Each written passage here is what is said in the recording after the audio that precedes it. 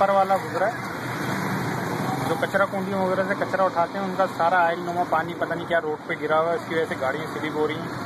कितने लोगों का एक्सीडेंट हो गया इसके चक्कर में भी। सामने भी पार्टी खड़ी है, मैं तो अभी आया हूँ, देखा ये गिरे हैं। तो इन लोगों में इंसानियत नहीं है। कोई लेडीज़ के साथ आ रहा हो, कुछ हो, गिर जाए। ये देखें कितनी लेडीज़ों के साथ लोग गुजर रहे। पूरे रोड पे आयल और कचरा भरा हुआ है। पूरा रोड जो है ना आयल और कचरे से भरा हुआ है, आयल वाले पानी से।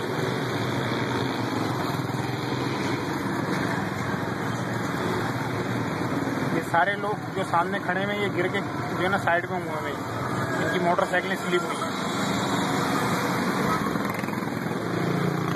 कम से कम इंसान में इंसानियत तो हो। ये लोग कचरा कुंडी में कचरा लेके जाते हैं। भाईजान थोड़ा ख्याल से लेके जाना, गाड़ी स्लिप हो रही है। गाड़ी स्लिप, हाँ गाड़ी स्लिप हो रही है।